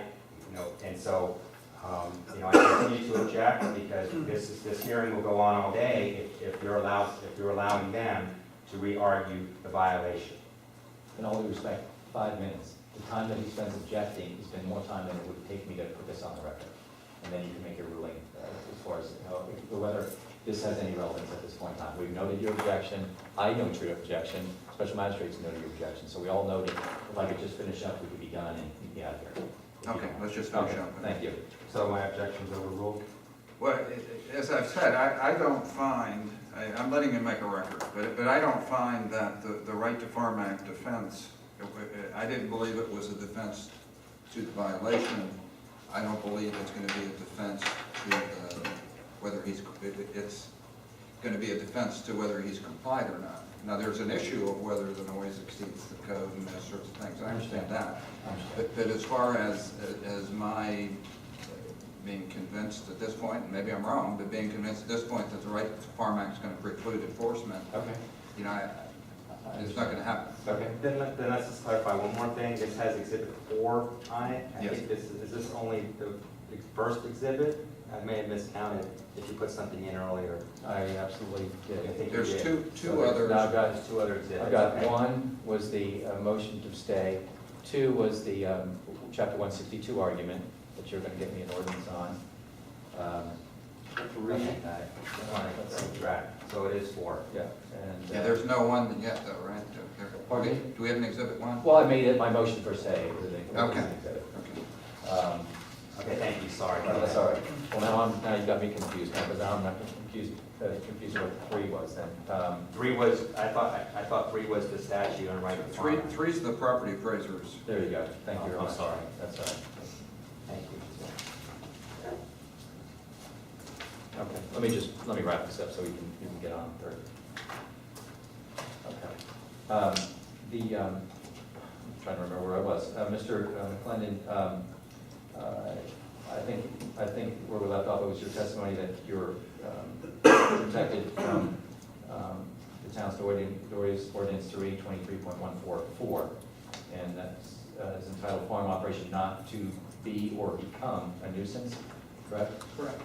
And is that, just for the record, that section states that no farm operation which has been in operation for 1 year or more since its established date of operation, and which was not a nuisance at the time of its established date of operation, shall be a public or private nuisance if the farm operation conforms to generally accepted agricultural and management practices.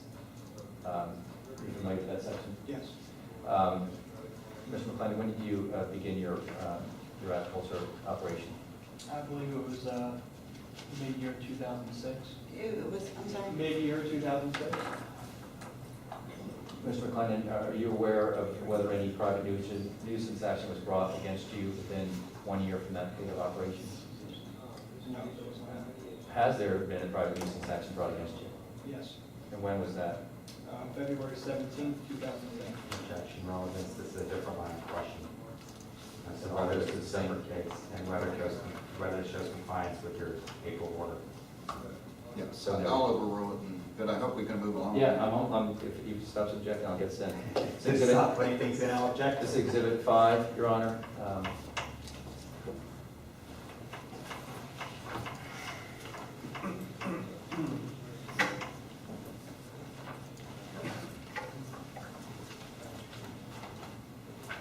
Mr. McClendon, you are aware that private nuisance action was brought against you? Yes. And do you recall when that was? It's February 17th, 2010. Okay. Do you have an extra copy of that? Yeah, I'm sorry. Thank you. Do you conform to generally accepted agricultural or management practices? Yes. Can you briefly tell us why, in your opinion, that I've probably been to at least 100 different aviaries throughout the world. Have discussed their practice. I've had probably 20 to 30 people that have aviaries throughout the world come to my place and see how I run my practice, and they're all very similar. do you stay in touch with the Florida Department of Agriculture and Extension Services and utilize their services for assistance in your agriculture? Yes. Have you been involved in the drafting of any type of best practices, if you will, for agriculture? There are best management practices fitting at the state of Florida that have been there probably since 2010. I've read them, and I fully understand what they are about. Okay.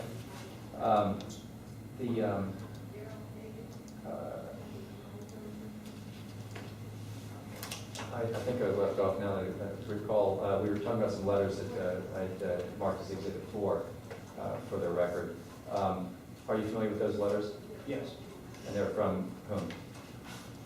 Well, originally, there was a letter from the Department of Agriculture back in 1995 that discussed, I believe it was about hoof stock and whatnot that aren't eaten. And Florida Department of Agriculture confirmed that they are agriculture per Florida statute.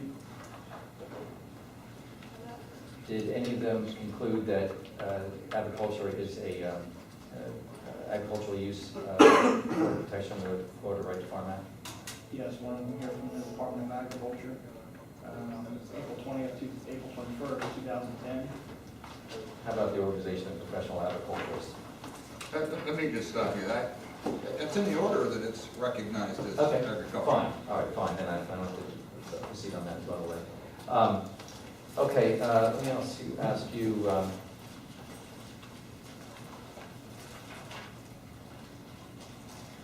do you recall what the noise ordinance was when you moved into the when you started your agricultural operation? Yes, it was under Palm Beach County Code. I'm not sure if the decibel level was 60 or 65, but bona fide agricultural operations were completely exempt from the noise ordinance. And did you qualify as a bona fide agricultural use in Palm Beach County? Absolutely. And were those regulations adopted by the town of Loxahatchee as their ULBC? Yes, they were. So you were exempt under the town's adoption of the ULBC until what date? I believe the town adopted their own ULDC sometime in 2010. And the current ULBC that we're dealing with this morning removed that exemption for agricultural operations. Correct.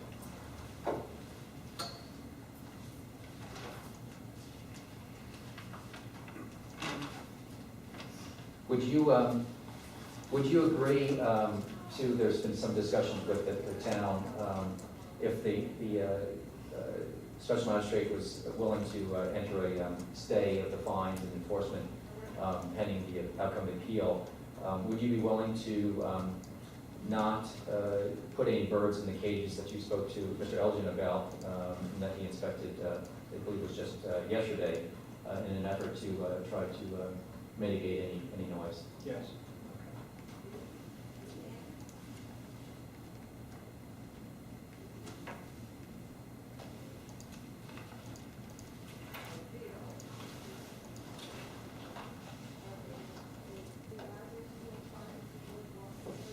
I believe that's all the testimony I have for Mr. McClendon. I do have some closing at the appropriate time.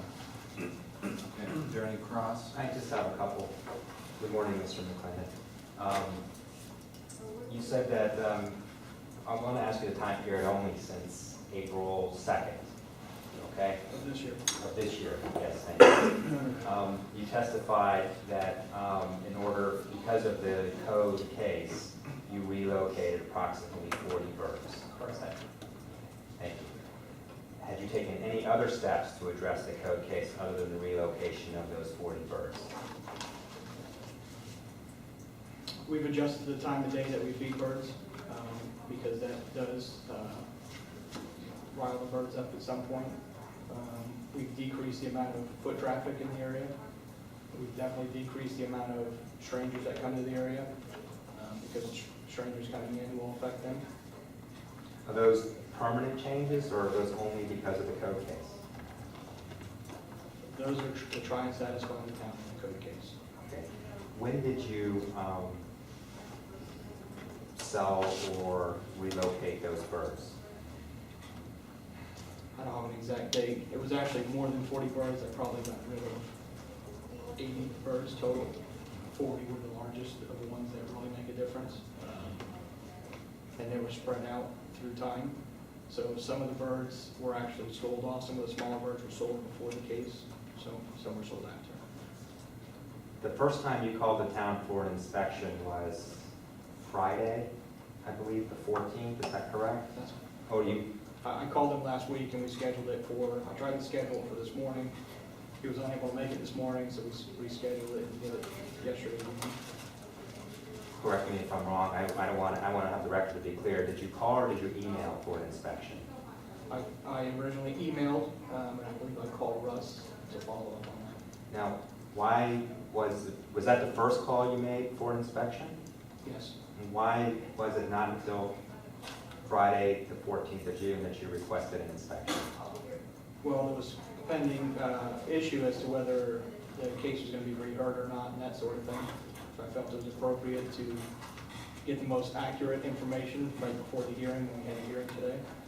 But you do acknowledge the order provided that you had a responsibility to contact the town for an inspection when you brought the case into compliance. If I point that. I understand that's what the order says. Okay.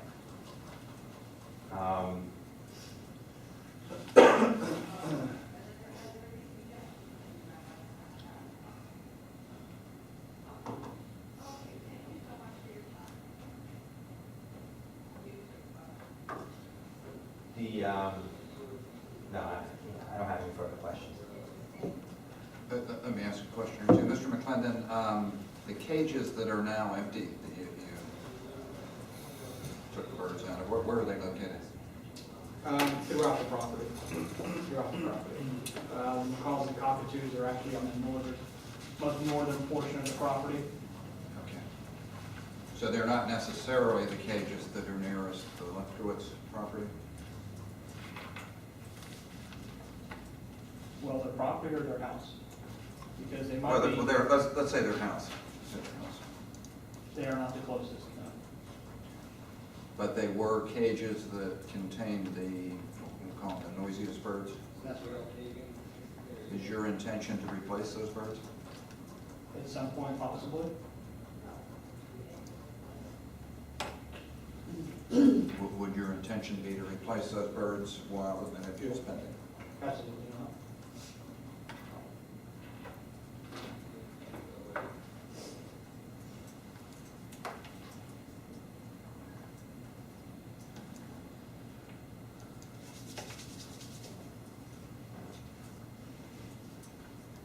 Can I add something to the record here? Sure. Some of the cages that are closest to their house are also closest to my house, and that's where I keep fledglings, birds that have just weaned and whatnot, and I need to keep a closer eye on those. That's why they're kept closer to the home. Okay. Okay, that's all I have.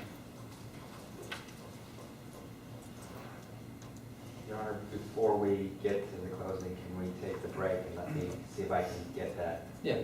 ordinance? I did have some computer issues last night at the council meeting, so if I'm not able to, I'm gonna have to have the clerk retrieve it later. Let me see if I can get it, plug it in, get to my ordinances, and we'll take a break and do that maybe, hopefully, if the computer racks up, we can do that in 5 minutes. Okay. I mean, Yeah, it what doesn't matter. Yeah, that's fine. Why don't we take a break and we'll come back 5 minutes or so.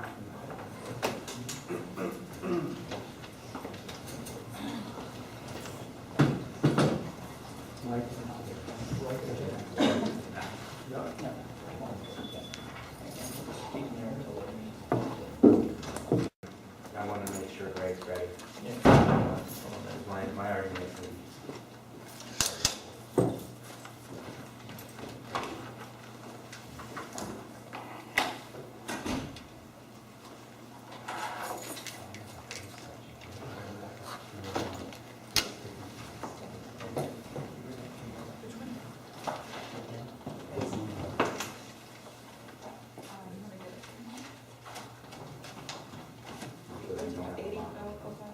yeah. Let me see if I can.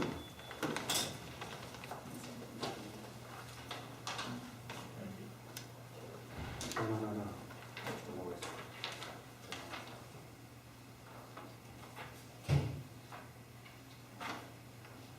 Yeah.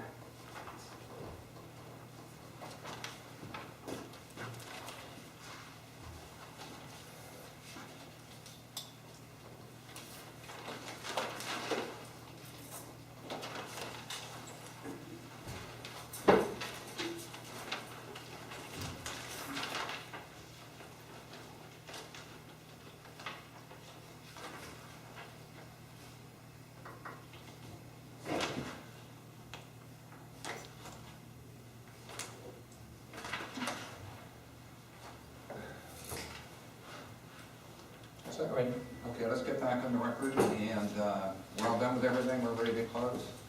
That's a fair statement, other than, I Yes. guess, we're gonna make that ordinance part of the record? I'll make it part of my summation, which I expect to be brief. If we can begin just to address the jurisdictional issue, the town does have an ordinance, unless Mr. Kino objects. I don't have it in written form here, I can provide it as part of the record, but it's ordinance 2011-009. The reason that Mr. Kino did not see it in the land development code is that it's not part of the land development code. The town hasn't gone back and codified all of its non-ULDC ordinances yet, but it was ordinance that was adopted by the council. I have showed it to Mr. Kino. I would just like to see it in written form in the upcoming review, but that's all. Okay, So, so you'll submit it to the clerk? If I could, I'll ask the clerk at this point to get a certified copy, and then file it with the record, and just provide Mr. Kino and myself a copy that was done. Okay, why don't we do that, and we'll make that ordinance when it is finally produced, Town's exhibit, what are we on there, 5?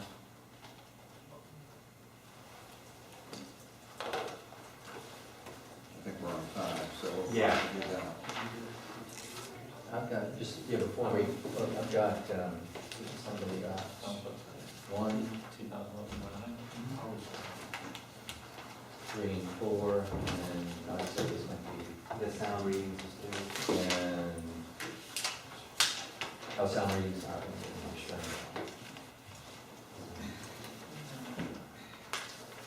Got it. Okay. Your Honor, I had objected to a large measure of their case because all of that issues relating to the Right to Farm Act were relating to whether there was a violation to begin with. I would argue that was addressing the violation, or united it is relevant to the determination of whether there's been compliance with your order. The order provided found a violation of the agriculture code because of the noise nuisance. You provided a compliance date of May 10th, 2013. The determination for you this morning is to determine whether Mr. McClendon has complied by the date set forth in your order of May 10th, 2013. That's the only issue. Well, that's the first issue. The second issue is if you find that he has not complied with your order, you are to impose a fine that you deem fair and reasonable for that violation. Your order provided for a not to exceed $200 a day fine, so you cannot exceed $200 a day. Also, if you find a violation, the town has put in the record its administrative costs in this matter to recover in the event that you find that your order has not been complied with. The relevant evidence is what has occurred since the violation, but more importantly, since your compliance date of May 10th. What we have in the record is we have a noise reading confirmation of 55 decibels as of this morning. Now, there was some argument or some questioning of the witness about what the code says, and I think the code speaks for itself when it says under section 50-010A1, any use, activity, or operation which generates a noise level of 55 dB or greater. And then any use that, and 3 is any use, activity, or operation that creates a sound level in excess of the foregoing. Excess of the foregoing is 55 or greater. So I think that we have established a violation of your order as of this morning. And you have to factor that in to the relevance of Mr. McClendon admittedly not seeking an inspection until June 17th and testifying that the only act, well, the main action he took, he did testify, took some nominal steps about feeding time and whatnot, but the action he took that seemed to address the issue significantly, if not, but because of the reading this morning, not absolutely complied, was the removal of the birds, which he said was over time. I think it's reasonable to conclude that the reason Mr. McClendon waited until June 14th to call for inspection is because he did not believe he had complied with the order until he had accomplished all those tasks, which included removing the birds. I think you can read that, you can conclude that from the evidence. I do believe that that the town has demonstrated that there has not been compliance with your order. I do believe that a fine is warranted based on that non-compliance, and I do believe that the town is entitled to get its cost of enforcement because of that non-compliance. I do not believe that there's any jurisdictional issue. We've addressed that with the ordinance, and all the issues related to the Right to Farm Act, the line of questioning, best management practices, it's all relevant to whether your order has been complied with. And I'd like to reserve for rebuttal if I need it. Okay. Do you want to address the stay issue? I don't think that a stay is appropriate given the fact, as I indicated before in my original argument, it presupposes a likelihood of success on the appeal. And I believe based on the arguments that we've raised, which I would incorporate in our in our exchanges on the motion for rehearing, that there's no jurisdiction and that on the merits it fails. Okay, let me ask you a question or two just so I understand where the town's coming from. What in the town's position constitutes compliance? No noise readings exceeding 55 more during the hours in the code. And what is the town, and you run into this a lot with commercial vehicle type situations where they're there one night and they're not there for a week and then they're back and that sort of thing. What is the town's position on demonstrating non-compliance? I mean, we have one reading, which, you know, we can debate whether it shows an excess or not, but we have one day. Does that mean there was non-compliance all days? Or is it, and I understand the problem the town has is you're going to go and take noise readings twice a day, every day, the rest of your lives. You know, I mean, that's an issue, but what's the town's position on how, you know, this would be treated as, say, a continuing non-compliance, if you will? Do you have to keep having noise readings? Let's just presuppose Mr. McClendon said, well, I'll get rid of another 50 birds. Okay. But you go on one, and we know from, you weren't here for the hearing, but we know from the sound readings that the sound guy that was set up 24 hours a day, and Mr. McClendon said this, there's noisy times, there's quiet times, and then they seem to get stirred up again, you know, maybe twice a day, 3 times a day. So, you know, I guess the answer to that is if they're doing it at all during the day, they're in violation, I suspect. But what does the town have to do to show this is ongoing, or that it was ongoing as of March, or May 11th, 12th, 13th, 14th, whatever? Well, the position of the town is that that's why your order specifically mandates the respondent call for an inspection, okay? Because it is unreasonable to have the town go out every day. The respondent bears some responsibility, and you order that in your order to contact the town. In the absence of contacting the town, I think it can be concluded that the respondent himself does not believe he's complied with the order. Now, we have a reading, and granted it's one reading, after the date of compliance. It's your order, so if you feel that if it's a continuing violation, then that would be appropriate fine. If you believe that we would have to demonstrate each time there's a violation, then you would place an appropriate fine for that. You know, so that's why the issue here is not really the violation of Right to Farm Act. You entered an order and required compliance and said $200 per day for each day of violation. If you believe that the town has established a continuing violation, you should fine accordingly. But the town has established a violation as of this morning, which is after your compliance date. And it did so only after the respondent decided to call for an inspection only last Friday, which was approximately 35 days after your compliance date. So we clearly have established that there has not been compliance as of May 10th, and as a result, we're clearly entitled to a fine and a recovery of costs. Okay. Mr. Strollo, may I also make a suggestion? Well, No, not really. Okay. I'm sorry, I didn't hear what you said. No, the testimony's over. yeah. Okay. Well, yeah, I was just responding to Okay. questions. That's all I had. Okay, great. Well, thank you, Your Honor, and I'll be relatively brief. As far as the motion for stay, and Mr.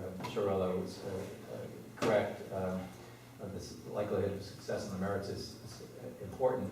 However, in all due respect, you wouldn't have ruled the way you ruled if you thought that you were wrong.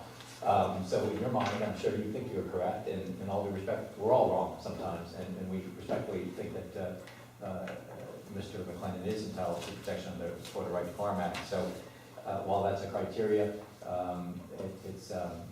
We understand your ruling, that's what the courts are for, and we'd like to just to freeze the activity until the court, so rules. Briefly, on the Right Farm Act issue, our position is that each time, and we'll make this each and every time we have to come back here, and hopefully not very often, that the town attempts to hold a hearing and deem us not in compliance, that the Right to Farm Act be raised, because 823.14A states that the farm operation, which has been in operation for 1 year or more since its established date of operation, and which was not a nuisance at the time of its established date of operation, shall be a public or private nuisance if it conforms to generally accepted agricultural and management practices. And our position is, there is a noise ordinance, which is actually contained in the town's code, section 50-005, and the purpose and intent is to regulate possible nuisances, is what its statement is. And then it goes on to say, these things, here's the standards that if you violate them, you are creating public nuisance, and we have a right to enforce that. So our position is, each time the town tries to enforce this noise ordinance that says we are above it, we're going to raise the act as a defense, because that's when it deems it a public nuisance. Not before. If we're quiet, there's no public nuisance issue, because they put standards in to measure that, and the noise standards are set forth in their code, and that's the only thing we're here for. We're not here for making your best efforts. I will address that briefly, and there's only one section that we're here before you for. It's violation of, there's two reference sections, but only one is the operative one, and the reference sections are 80-050 agriculture, subparagraph B6, that says any agricultural endeavor shall comply with Article 50, public nuisances, quote, end quote, of this code. That's the operative provision, which we've been arguing the town is deeming this a public nuisance through the operation of this noise code. If you look to the noise code, that's in Article 50, and in one section that's in dispute is whether we violated their noise standards. So we think it's a valid argument, and will be raised each and every time, whether it's objected to or not. As far as a continuing violation, it's the town's burden to prove that we're in violation of that noise ordinance. Not that we haven't moved things around or done the best job we can, but that we have violated that noise decibel rating. Nowhere in the Florida statutes or in the town's code of ordinances, what I just got to review, can it be put on the property owner to prove that they were not in violation. Whether they called or not called, that's not our job. It's the town's burden to show that we're in violation of the noise readings. There's one date, it appears that they've come out 3 times. Twice there's been no violation, not deemed a public nuisance by the thresholds, but there's one date, and it's our position that the town attorney stated in his closing, there were no noise levels that exceed 55 decibels. We agree with that, and we think that the noise ordinance requires it to be exceeded by its very terms, and there was some line of questioning on that. So we don't feel that we've even violated in that one day. However, we certainly have not violated for 40 days, including the days that the town, I think my math is right, 40 times, I think we're dealing with, I think it was $8,000, so we're dealing with 20, it was 40 days, $200 a day. I believe the town's even, my math could be incorrect, but they're charging us for a violation of even when they came out there, I believe. I don't know if they backed out those 2 dates that they came out from the total days that have been able to do the calculation, but certainly it's not our job to prove compliance with the order. There is no statutory or code of ordinances that requires us to call in and make sure that we prove that we're not in compliance, that I know that's in your order, that's typically in the order, so the towns don't have to go and be burdened with doing their job of looking for whether the order's been complied with, but that's not our burden legally. The issue of whether the fine is fair and reasonable, Chapter 162 sets forth some standards. as you're probably aware of them, and it's in 162.09. 2B, talks about the gravity of violation, is one of them. This has been going on since 2006. So apparently it's not real grave. The town has done nothing to really enforce this against Mr. McClendon since that time. And there's been a nuisance actions that's been pending since 2010. So I respectfully suggest it's not very grave if it's not, no temporary injunction sought, or the town hasn't done anything since that time. The second criteria is any actions taken by a violator to correct the violation. You saw heard the testimony, and not only was there testimony about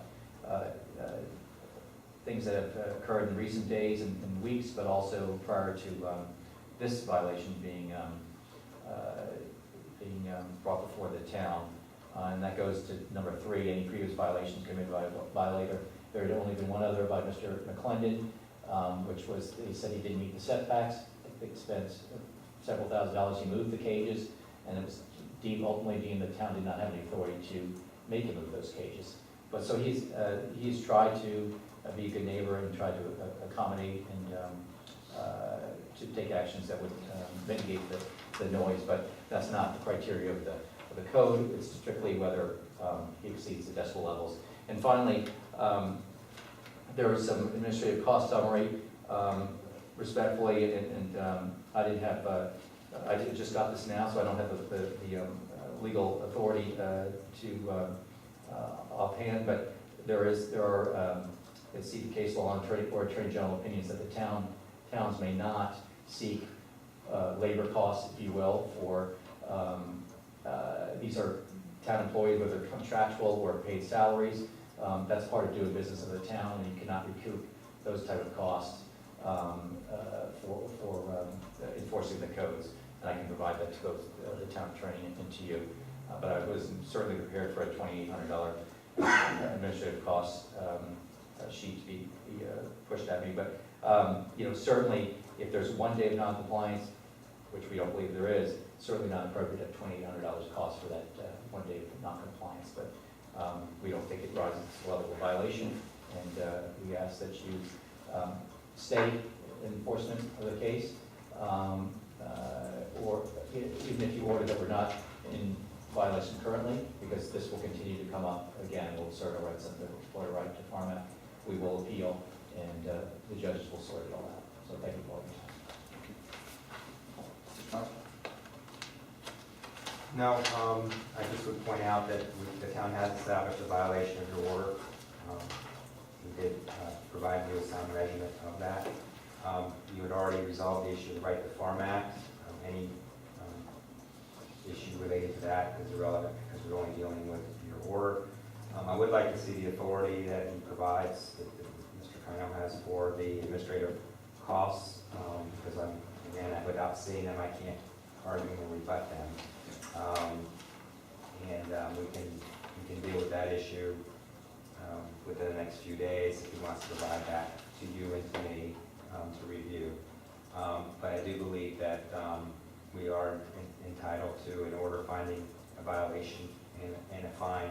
I mean, your discretion as to what that may be.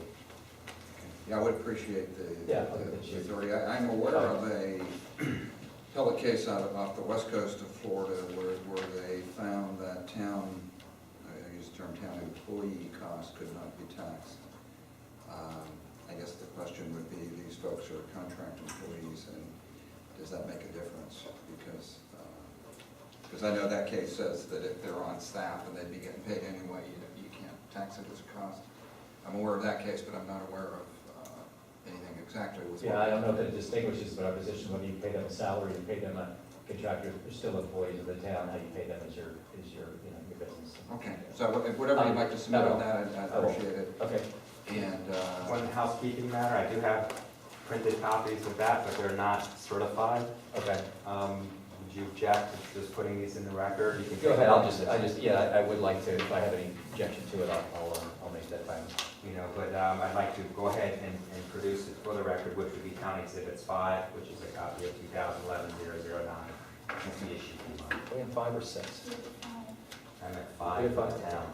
Okay. You can send it around the horn. And thank you for your time. Okay. Yeah, thank Thank you you. all, and I guess it's time to adjourn. It's almost, well, let me go back to the agenda, since we have an agenda. We don't have anything else on the agenda, right? That's a Okay, so we will adjourn the meeting. Thank you for your time.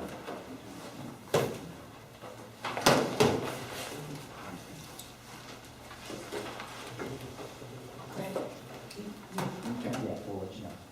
Yeah. Yes, your copy is mine. Based on